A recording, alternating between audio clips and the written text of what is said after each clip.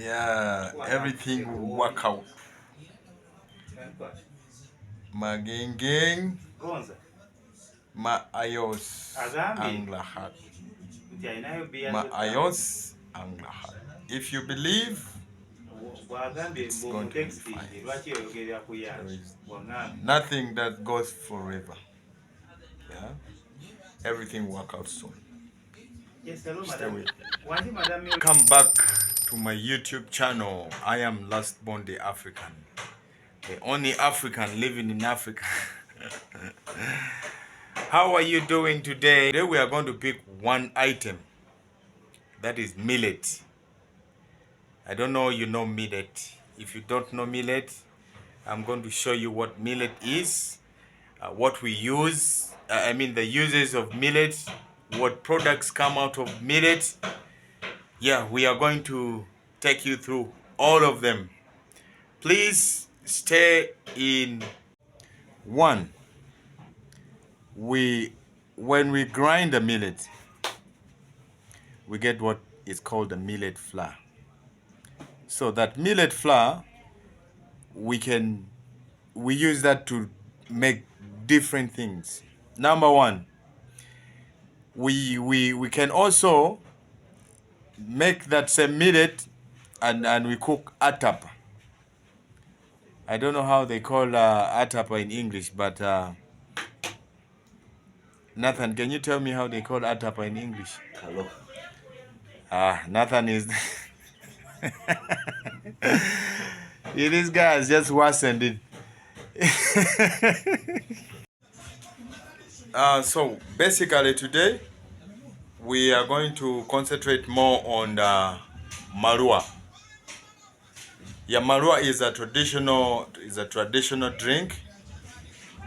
It's a locally brewed alcohol here in Uganda.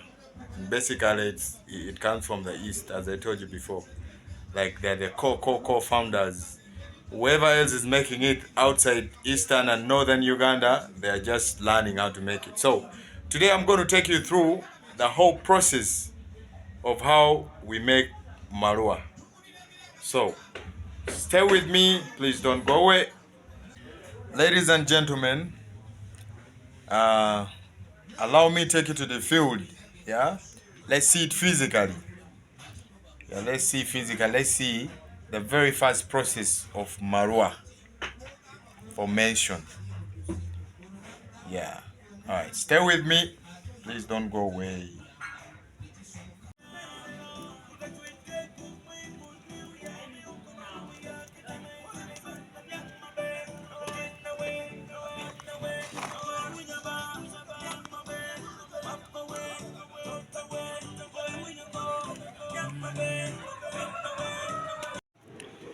So, this is the hole that was dug, and after you finish to mix your that flour together with water and it sticks together, then you come and bury it here for it to ferment. And you don't just put it on the floor like that. There are these papers you wrap it with. You can see, yeah, they wrap them with these papers and then they bury it underground. It stays underground for 7 to 10 days. Yeah, that is enough time for it to ferment properly. Yeah. So after it's fermented already, they remove it. They remove it and they bring it to the fire. They bring it to the fire like this.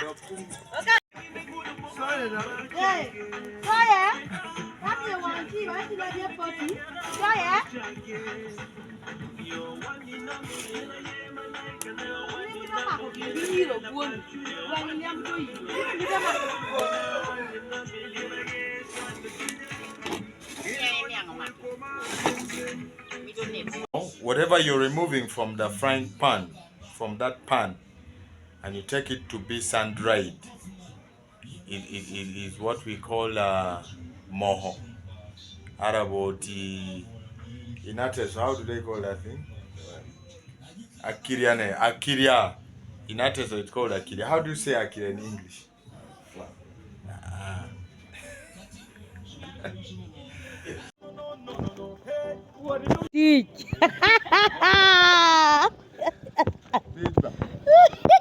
If it is done with IK, they bring it out and spread it in the sun for it to dry. Just like the way you see they'll spread it. This one is now ready for it to dry. You see? When the sun is out, then it dries properly. After it's properly dried, and then it's stored somewhere, waiting for the next process. Yeah? Yes. See?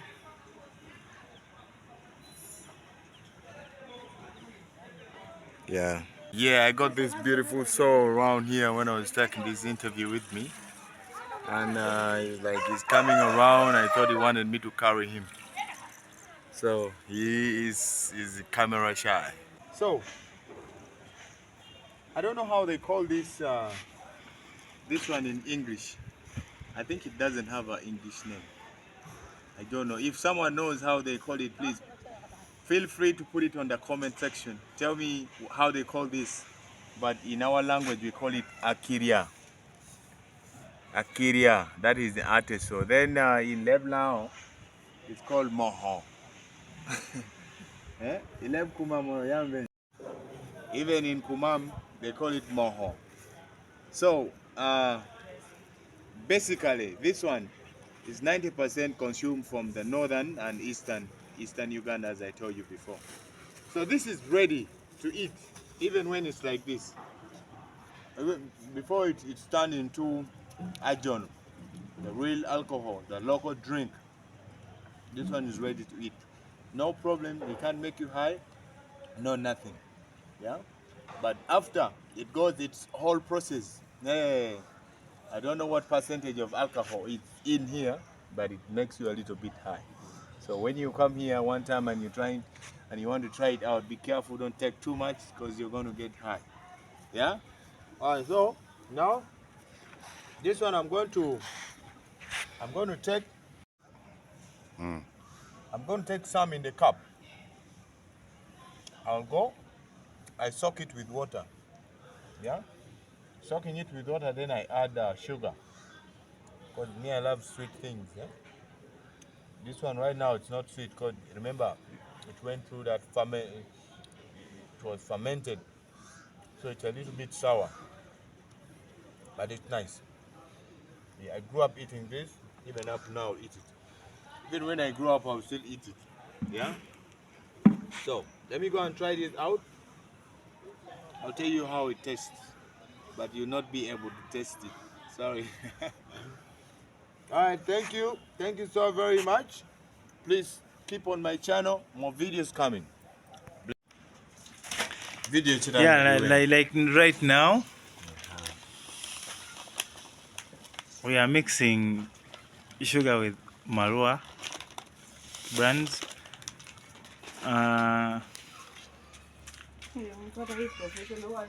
The only thing that makes this thing very amazing is if you eat this, you don't get drunk. You don't get tipsy at any point of time.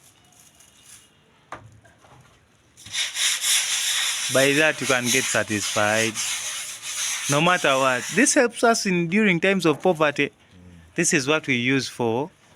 You eat this, you skip lunch, then you take supper only.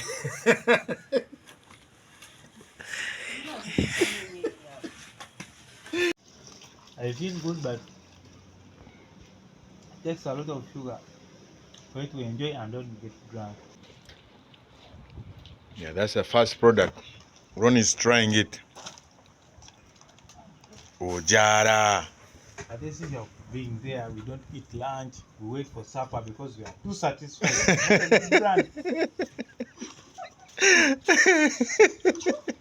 This is Uganda. So, the starting point of everything after you get the millet,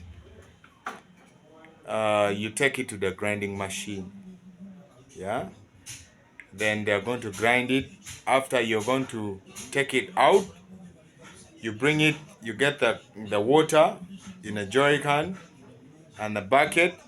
You pour the water in the bucket, and then you get the millet flour, the one that they grind, they're finished to grind. You get that flour, mix it together, keep stirring it, mixing, turning up and down until it gets harder. Yeah. When it gets hard, then you take it off that bucket or whatever you're using. Yeah. You take it off. You wrap it in a bag.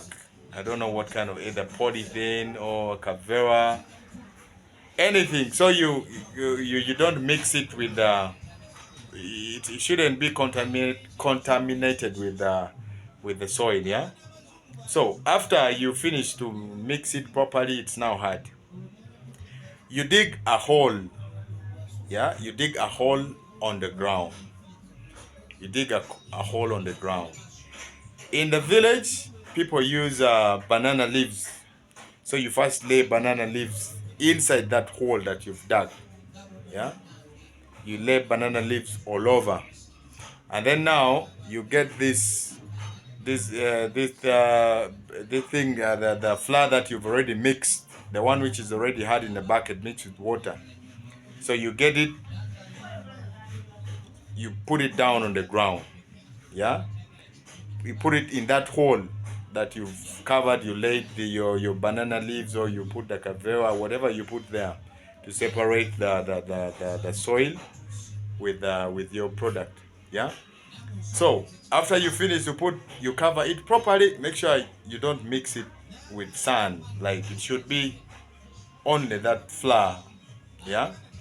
So you mix it there, you cover it properly, and then now you leave it there for 7 to 10 days. Yeah, mark the days, 7 to 10 days. So that process which is going to be undergoing is called fermentation. You put that thing down on the ground for it to ferment. Yeah. So after the 7 to 10 days, depending on you, but the best days is supposed to be 10 according to the breweries. Yeah. So after that, after the 10 days, you're going to dig it out from the ground. Yeah. You're going to dig it out, and then you're taking it straight to be fried. We have that big pan, as you'll see ahead. I'll show you that pan and how they fry it. So you get it from the ground. Now that is already being fermented. So now you just get that from the ground, take it straight to the fire, to that frying pan. That pan is just a pan. You don't put cooking oil, you don't put nothing. It's just the pan. You heat that pan, and then you put your fermented thing, your fermented thing on the pan. Then now you keep stirring it, yeah. So after that, now the final process, the last process for that is now you get it from the pan, and then you take it to the sun for it to dry, yeah. So